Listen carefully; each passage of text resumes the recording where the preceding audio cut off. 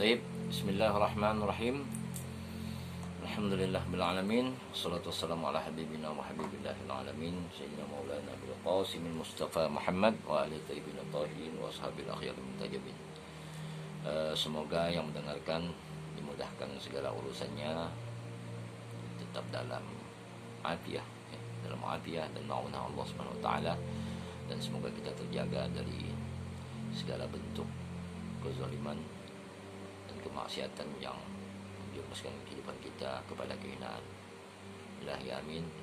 Dan semoga para mahasiswa yang saya hormati dan saya sayangi selalu mendapatkan rahmat dan maunah dari Allah Subhanahu wa taala.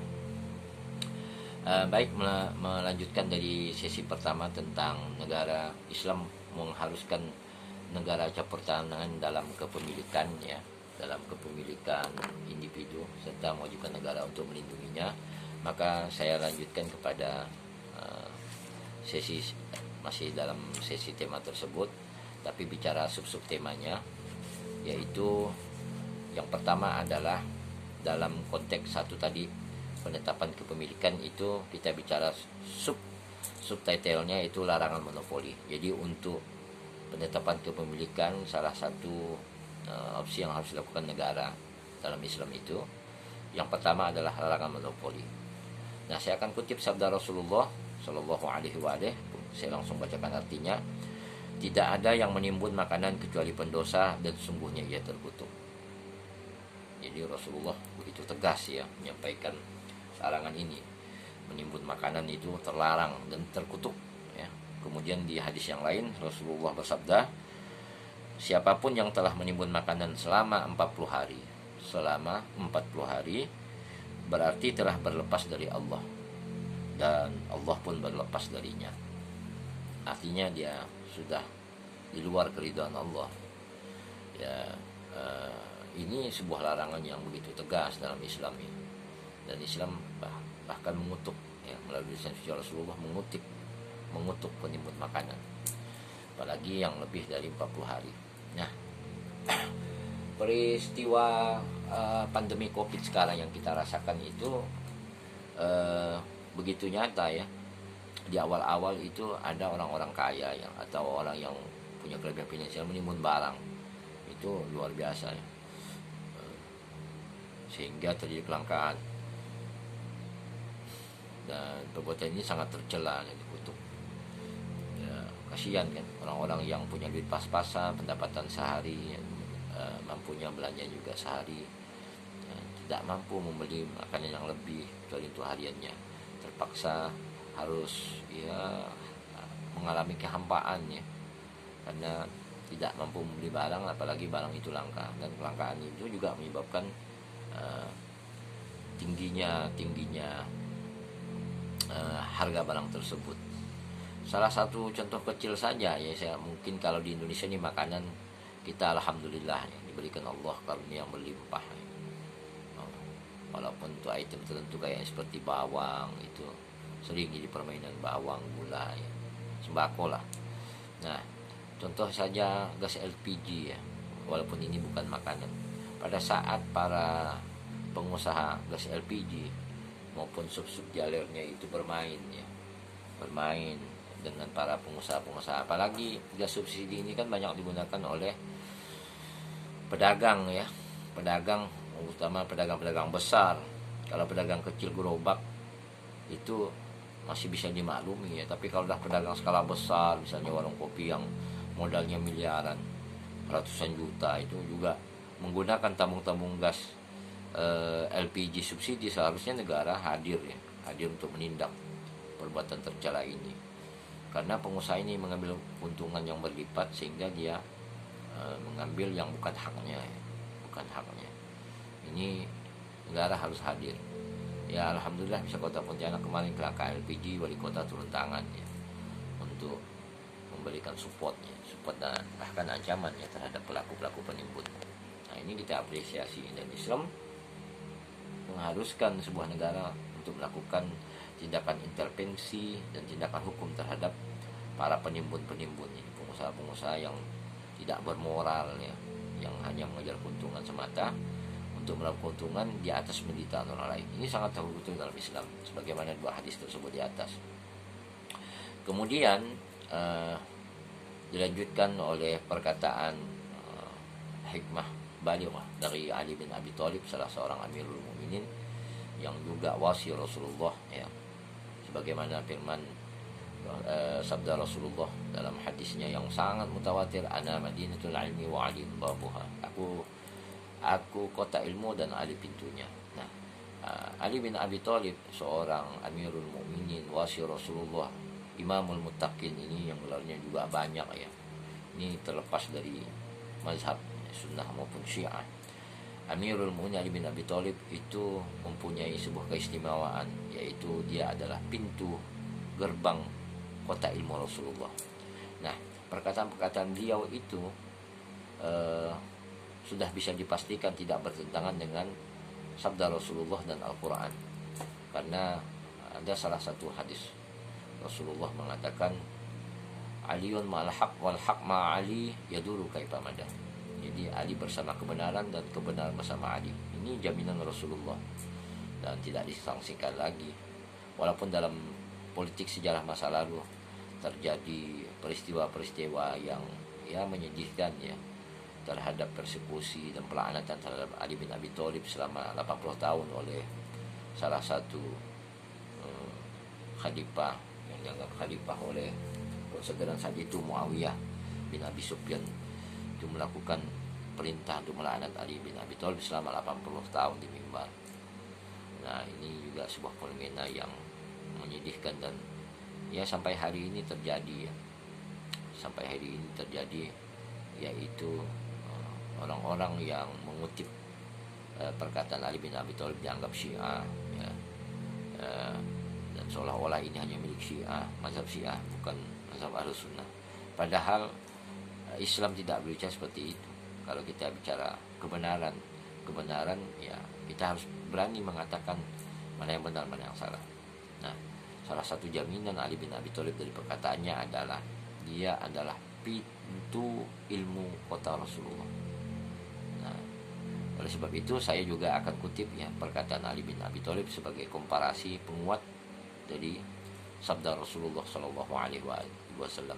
Karena dalam peta sejarah banyak ijtihad beliau yang hari ini juga menjadi rujukan, ya, di saat orang bingung mencari apa sih referensi Islam terkait tentang bagaimana misalnya negara itu hadir dalam melindungi orang-orang tertindas dan bentuk-bentuk nyatanya seperti apa, kebijakannya seperti apa. Ini adalah sebagai sebuah komparasi keilmuan, ya.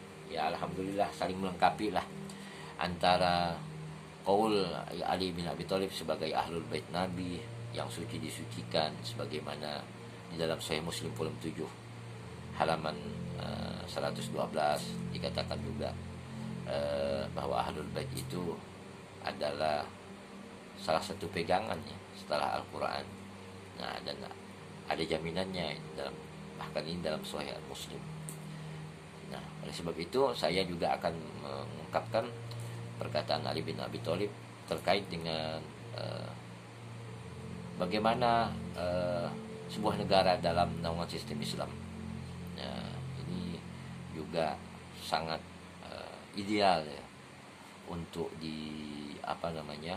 untuk diakomodir dalam rangka mencari referensi Islam terkait bentuk-bentuk apa saja saran moral ekonomi, ya, dalam sebuah negara dalam perspektif Islam. Ali bin Abi Thalib, ya, selaku Amirul Mukminin, berkata pada wakilnya Malik Al-Astar pada zaman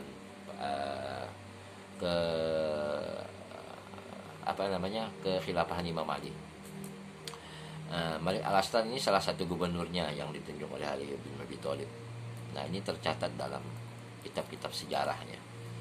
Malik Al-Astar ini salah satu gubernur yang terkenal bijaksana di zaman kepemimpinan Amirul Mukminin Imam Ali bin Abi Thalib. Nah, wasiat Imam Ali ini tercatat dalam sebuah kitab yang ada sampai hari ini, yaitu Nahjul Balaghah, jadi kumpulan khutbah-khutbah Ali bin Abi Thalib di masa pemerintahannya dan di masa keimamannya. ketahuilah bahwa sebagian besar pedagang dan pemilik kerajinan industri itu memiliki jiwa yang sangat sempit, sangat serakah, melakukan monopoli hanya untuk kepentingan mereka dan menguasai para pedagang kecil. Itu semua merupakan pintu kehancuran masyarakat dan cacat bagi para penguasa. Maka janganlah kamu mempraktekkan monopoli, karena Rasulullah Shallallahu Alaihi Wasallam melarangnya. Siapapun yang mempraktekkan monopoli setelah engkau melarangnya, ini pesan Ali bin Abi Thalib Malik Al-Astar, maka hukumlah ia dengan hukuman yang tidak melampaui batas. Nah, hukumlah ia dengan hukuman yang tidak melampaui batas. Nah, tentu disitulah bicara keadilan. Nah, jarana istihad untuk melihat tidak melampaui batas. Para mahasiswa budiman sekalian, Anda harus mempelajari yang namanya konsepsi keadilan. Nah, kalau sudah masuk dalam kajian konsepsi keadilan, maka kita akan paham bagaimana sih ukuran adil itu. Karena ukuran adil itu relatif ya. Adil tidak harus sama misalnya 10 orang anak yang berbeda umur seorang tua. Itu yang biasa kita dengar waktu kita sekolah di SD SMP itu. Jajannya itu tidak harus sama dan sebagainya. Nah, itu ukuran keadilan ini perlu dipelajari dulu dengan membahas konsepsi keadilan. Nah, itu ada dalam filsafat Islam. Nah, tentunya itu Anda akan pelajari nanti ya.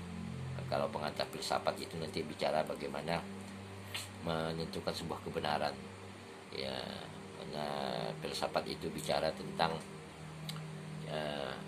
bagaimana mencari sebuah kebenaran ya, kebenaran hakiki. Nah, filsafat itu sendiri sebenarnya bukan bagian yang asing ya, dalam tradisi pembelajaran Islam. Nah, apalagi di kampus IAIN, filsafat itu adalah sebuah pembelajaran yang wajib dipelajari ya, sehingga mempelajari filsafat itu bukan bagian yang remeh dalam mengetahui intisari ajaran Islam. Itu sebuah pelajaran yang harus dipelajari, tidak hanya sekedar sebagai komparasi ya, tapi filsafat itu sebuah alat ya, sebuah alat untuk mendeteksi bagaimana sebuah validitas dari sebuah pendapat atau sebuah pemikiran atau sebuah ijtihad ya. Baik. Sesungguhnya para mahasiswa yang beriman, Islam itu bertanggung jawab melindungi warganya dari pihak praktek monopoli. Itu intinya. Inti poinnya, negara Islam berkewajiban menolak praktek monopoli. Jadi negara Islam bertanggung jawab melindungi warganya dari praktek monopoli. Atau Islam menganjurkan sebuah negara dalam sebuah kesepakatan sistem apapun itu untuk melawan praktek monopoli, dan ini tidak bertentangan dengan fitrah manusia, karena setiap manusia yang lahir di atas muka bumi telah Allah berikan rezekinya masing-masing, dan rezeki itu bisa tidak sampai karena kezaliman dan ketidakadilan yang dilakukan oleh pemimpin dalam skala apapun. Ada kemiskinan struktural dan ada kemiskinan individual ya. Struktural itu diakibatkan sistem yang salah. Individual ya bisa jadikannya dia malas ya, karena faktor cacat dan lain sebagainya. Kan banyak faktor ya. Dan salah satu bentuk keadilan Tuhan, keadilan Allah Subhanahu wa taala itu adalah yang melarang praktek monopoli itu sendiri, karena itu adalah menjadi epicentrum ketidakmerataan distribusi ekonomi di masyarakat. Kemudian subtema kedua di dalam penetapan kepemilikan itu adalah pengharaman riba. Banyak sekali ayat-ayat Al-Quran yang bicara tentang pengharaman riba ya, walaupun Islam tidak sekaligus melarang riba. Ada tahapan-tahapan. Puncaknya dalam hukum Islam itu di surah Al-Baqarah 275 sampai 279, itu lengkap ya. bagaimana larangan tegas Islam terhadap riba, praktek riba. Nah, Islam menganggap riba sebagai kejahatan ekonomi dan dosa yang besar. Allah Subhanahu wa taala menetapkan hukum yang keras dengan mengharamkannya. Ya, sebagaimana dalam surah Al-Baqarah ya, dan Al-Baqarah 275 279, wahai orang-orang beriman, bertakwalah kamu kepada Allah dan tinggalkanlah sisa riba yang belum diambil jika kamu orang-orang yang beriman. Maka jika kamu tidak melakukannya atau meninggalkan sisa riba itu, maka ketahuilah bahwa Allah dan Rasul-Nya akan memerangi kamu. Dan jika kamu bertobat, maka bagi kamu pokok harta kamu atau modalnya, kamu tidak menzalimi dan tidak pula dizalimi. Dan jika ia ya atau orang yang berhutang dari kamu itu berada dalam kesulitan, maka berilah ia tenggang waktu hingga ia berada dalam kelapangan. Namun bersedekah sebagian darinya itu lebih baik bagi kamu jika kamu mengetahui. Nah, ini arti ini ada dalam tadi saya katakan Al-Baqarah 29 itu sebenarnya bicara tentang hukum endingnya ya. Kalau ini di surah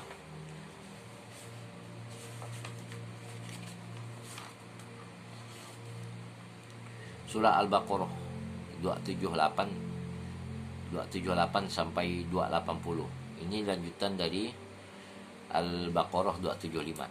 Ya, lanjutan dari Al-Baqarah 275.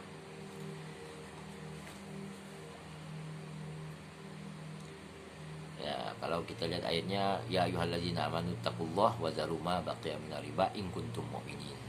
Ya, nah itu lanjutannya. Ayat Al-Qur'annya.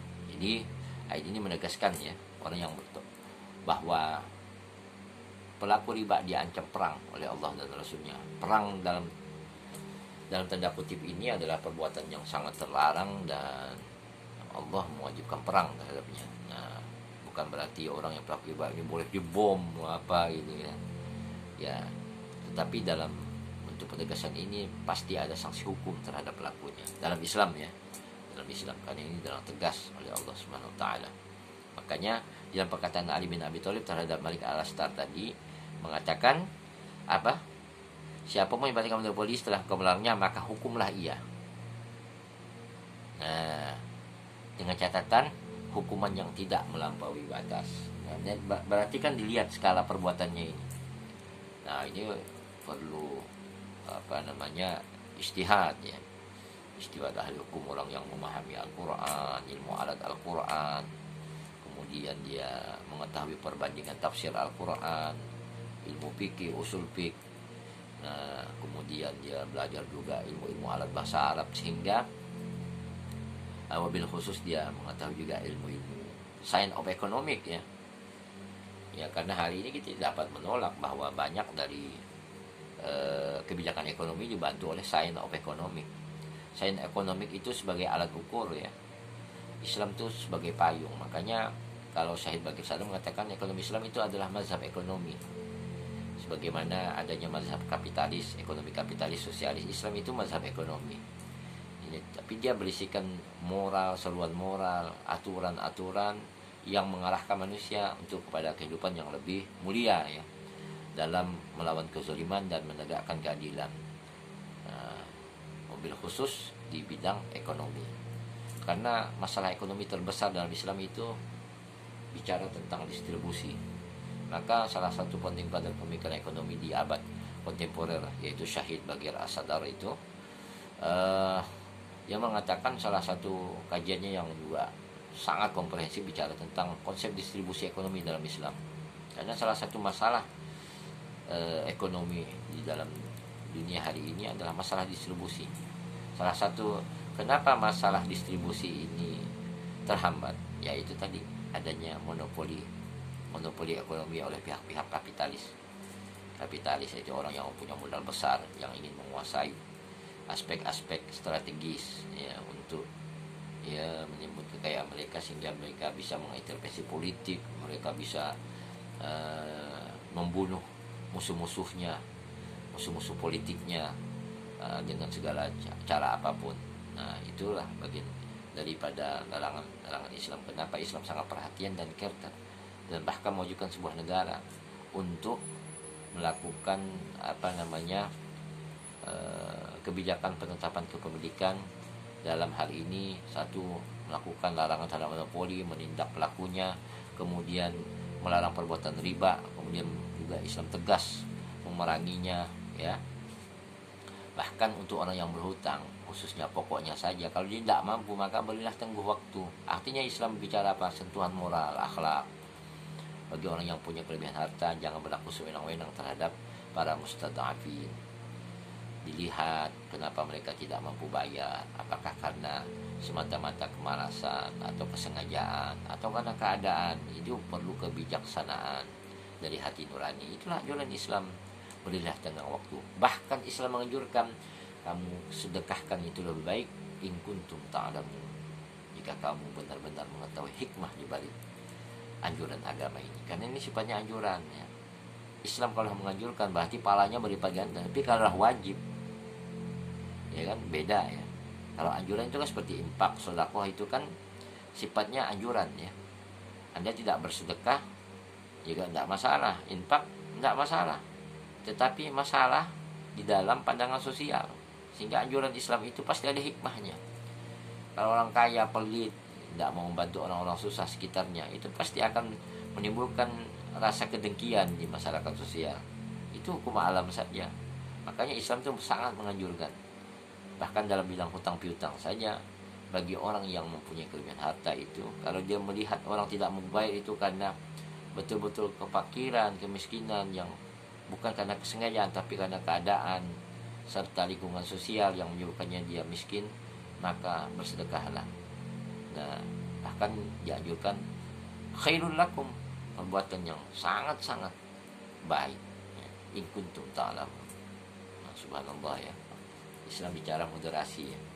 Satu sisi Islam mewajibkan orang yang berhutang harus bayar hutang, ya.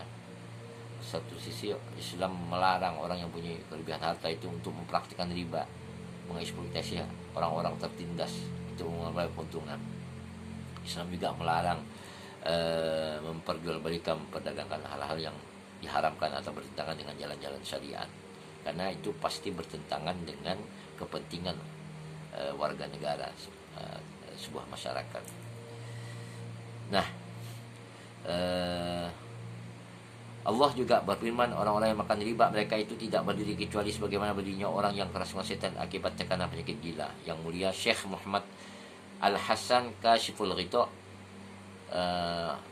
ghafarahullah zunubahu menjelaskan ayat tersebut dengan mengatakan, inilah gambaran menakjubkan bagi para pelaku riba, keserakahan mereka yang besar serta ketamakan dalam mengumpulkan dan memperbanyak harta.